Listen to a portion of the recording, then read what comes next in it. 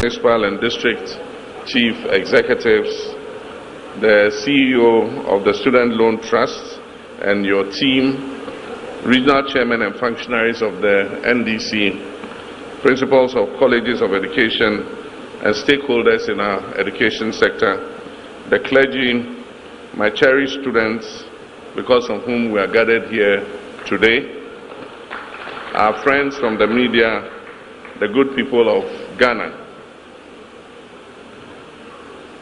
I want to make a few comments before I go into my speech. When your college was chosen as the venue for the no-fee stress policy launch, I asked what one of the pressing needs in the college was so that we could reward you for hosting the initiative. And wait, it's coming.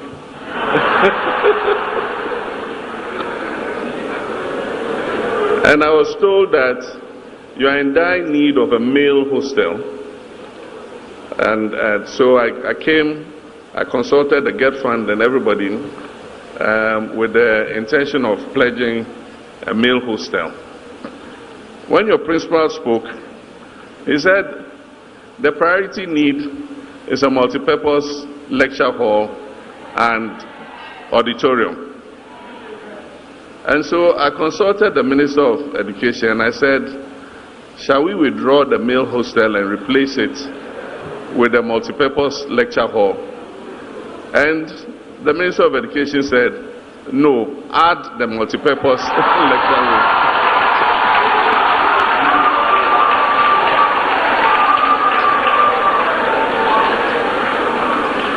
So allocation, luckily the Get Fund boss is here.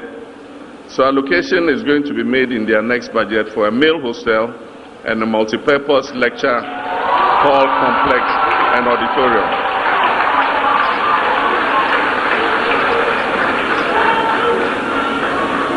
In addition, your principal raised the issue of mobility, vehicles. The Ministry of Education has it in program already.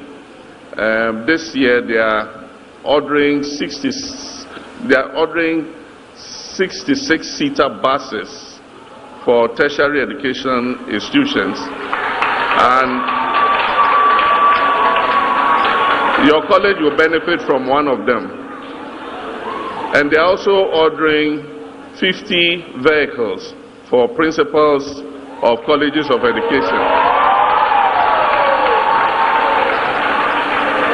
So your principal will also benefit from one vehicle. So, Principal, we don't need to leave any of the vehicles we brought behind. Yours is coming. Manage with the 18-year-old for the meantime. No, but thank you very much, all of you. I think today is a very pleasant day to celebrate. And I must tell you that this initiative was born out of the real lives of some people that we had seen. There is a girl who received admission to the University of Development Studies, and her story was carried by the social media. I'm sure several of you would have seen it. She was sitting by her mother and they were roasting plantain, and apparently this girl had qualified for medicine in the University of Development Studies, but her mother didn't have the money to pay the academic fees for her to register. And so she had to sit by her mother to roast the plantain, hoping that they'll be able to raise enough money. We looked out for her, we found her and found her mother. And so we took her to the university. We paid the academic fees for her. And we not only paid the academic fees for her, we asked UDS to give us her fees for the whole course. And they gave it to us. And we paid her fees until she finishes university. So that was one of the stories that moved us to put into the manifesto the no fee stress policy. The second was a brilliant young man who had qualified to do engineering in the Kwame Nkrumah University of Science and Tech. And again, there was a story in the social media of him going to the farm. School had opened, he had not gone to register because his family had not yet harvested their crops to sell and be able to raise the money for him to go. So again, we had to intervene and sort out the academic fees for the young man to go to school. So we realized that these are not isolated stories. These are real stories of people. We have free compulsory universal basic education in Ghana. And then we have introduced the free SHS program.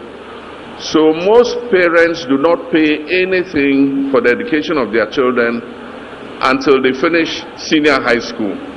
Then suddenly they are hit with the shock of having to cough up significant amounts of money to be able to put their children through tertiary education. And so we said, at least for the first year,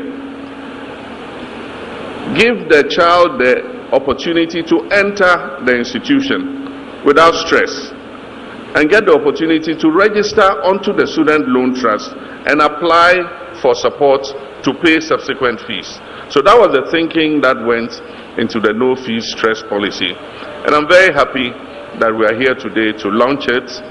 I was watching on the social media and I saw students dancing and jumping. Some wanted to jump from upstairs. And the person who sent me the video, I said, why? What's wrong with these students? And he said, so they just got alerts for their no fee stress money. And so all of you who haven't applied, especially in the colleges of education, some people in colleges of education think that they are not part of it.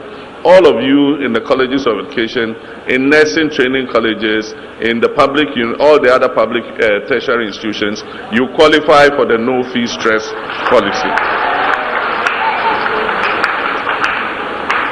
And so now it gives me immense joy to join you here today in Koforidua, a city steeped in learning and leadership, to launch an initiative that speaks directly to the heart of our national aspirations. The right of every Ghanaian child to access tertiary education, regardless of family income, social background, or place of birth. Today we launched the no fee stress policy, a bold, equity-driven intervention designed to remove financial barriers to entry into public tertiary institutions. Beginning this academic year, the state will cover the academic-related fees of all first-year students admitted in our public universities, colleges of education, technical universities, and nursing training institutions, who in many cases would otherwise have had to forego their dreams for lack of funds. This policy is more than a budgetary item. It is a moral, constitutional, and developmental initiative. Far too many of our young people have worked hard to pass their exams and earn a place in our tertiary institutions, only to be turned away because their families cannot afford the upfront academic fees that have to be paid. Let the numbers speak for themselves. In 2022-2023 academic year, over 150,000 students were admitted to public tertiary institutions. Yet a significant number of thousands could not take up these admissions due to the inability to pay the academic-related fees. Data from the Ghana Tertiary Education Commission reveals that many more have had to defer or drop out of their programs each year for this very reason. A student in a college of education, for instance, receives a monthly allowance of 200 cedis in the 2024-25 academic year, but was expected to pay 1,362 Ghana cedis as admission fees. In nursing colleges, the fees were even higher. Receiving the same 200 cedis a month, they were required to pay 2,340 Ghana cedis as admission fees. The annual student loan of 2,550 cedis falls far short in covering university academic-related fees, which in some cases are as high as 8,000 cedis. And the tragedy is that they are required to pay these fees when they have not yet had the opportunity to register for the student loan scheme. These are not just statistics. Behind each number I mentioned is a face and a dream deferred. Tertiary education is not just about a certificate. It is the engine that powers a modern society. It is the engine that creates teachers, doctors, engineers, scientists, entrepreneurs, and public servants. It spurs innovation, it deepens civic responsibility, and fosters national identity. According to the World Bank, every additional year of tertiary education increases an individual's earning by up to 17% in developing countries. And yet, according to the 2021 Population and Housing Census of Ghana, only 18% of Ghanaians aged 18 and above have completed tertiary education. This means over 80% of our adult population lacks post-secondary qualification. In a nation that is striving to build a resilient, knowledge-driven economy, this gap is one we cannot afford to maintain. The no-fee stress policy has been designed with deliberate inclusivity and scalability. Its key components include the no academic fees policy. Under this policy, the government will cover the academic-related fees for all first-year students admitted to public tertiary institutions. Then the second of the no-fee stress policy is the Student Loan Plus initiative. This is a restructured financing model that provides enhanced support for continuing students with expanded eligibility and simplified access. And as you were just informed, next year the money allocated to the student loan scheme is going to be doubled. And so you will also expect a doubling of your student loan. Then we also have the free tertiary education for persons with disability. To ensure full inclusion and compliance with our obligations under the Disability Act, all persons with disability shall have free tertiary education from first year until they complete.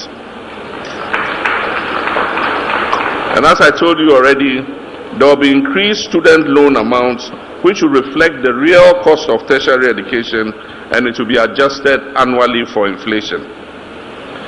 We also have diversified student funding mechanism, including targeted scholarships for underrepresented communities and disciplines that are vital to our national development. In addition, students in fee-paying programs without regular track equivalents will receive a reimbursement of up to 2,500 cedis for their academic fees. Ladies and gentlemen, this policy is complementary, it's not substitutionary. It does not replace existing allowances and loans, but it lightens the heaviest burden, that is the cost of entry, that keeps thousands of brilliant students outside the gates of institutions like this. This policy is not about welfare, it is about fairness. It is about restoring dignity to the Ghanaian student. It is about affirming that the right to education is not a privilege for only the wealthy, but it's a shared national inheritance. Education is the grand equalizer. It bridges the gap between where a child is born and what the child can become. This policy ensures that geographical location, gender, disability, or socio-economic background will no longer determine who can sit in a university lecture hall. Across the world, countries are embracing the value of publicly supported tertiary education. In Germany, public universities charge no tuition fees, not even for most international students. In Norway, Finland, and Scotland, all these countries have adopted similar models, recognizing that education is not a cost to be feared, but it is an investment to be protected. These countries have, as a result, developed highly skilled populations, reduced youth unemployment, and increased social mobility and enhanced civic engagement. Ghana must not be left behind. We must prioritize our people's intellectual capital as our greatest asset. Let me use this occasion to call upon all our stakeholders. To my students, this opportunity is yours to seize, focus, excel, and commit yourselves to serving your nation, Ghana. To our tertiary institutions, implement this policy with transparency, compassion, and excellence, and let us make this a model of effective public delivery. To the private sector and our development partners, I invite you to co-invest in this future through endowment funds, bursary schemes, and public-private financing models that extend the reach and sustainability of this initiative. Let us work together to raise a generation of Ghanaians who are confident, skilled, and ready to build a prosperous and united nation. Mr. Chairman, as we were told, 150,000 students have so far accessed the portal. And for those of you who have not accessed the portal, you better start doing so now. Out of this, 34,500 have been validated and are waiting payment. And out of that number, as at yesterday, 15,000 students had received their alerts for payment.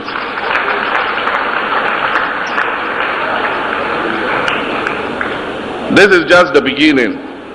And today, with our student educators, parents, and development partners, I'm pleased to declare the no-fee stress policy officially launched.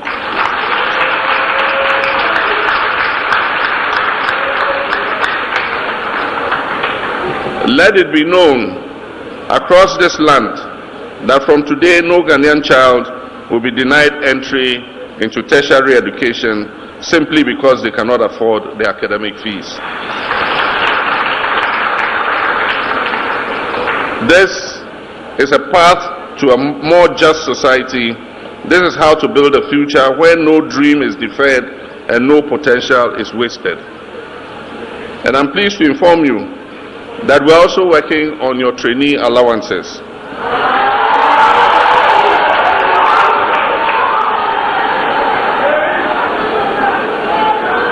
And soon you will start receiving alerts for your trainee allowances too.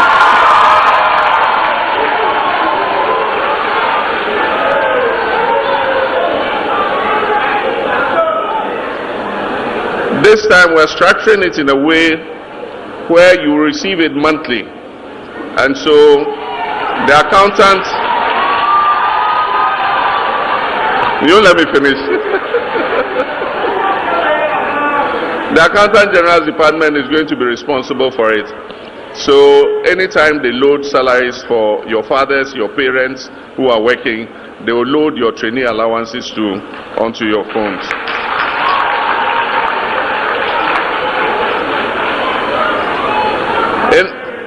In conclusion, in launching this initiative, we also fulfill our constitutional mandate under Article 38(3) of the 1992 Constitution, which enjoins the state to provide equal access to university or equivalent education to all Ghanaians.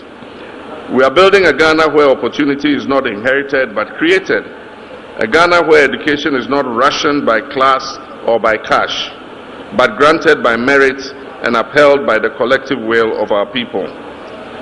And so I pray that God bless the youth of Ghana, may God bless our institutions, and may God bless our homeland Ghana and make our nation great and strong.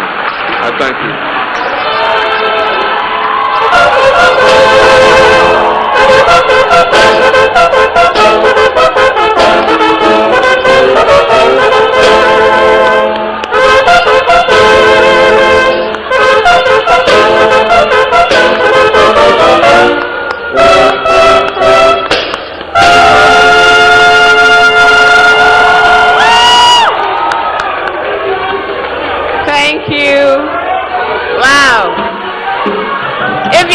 Make some noise.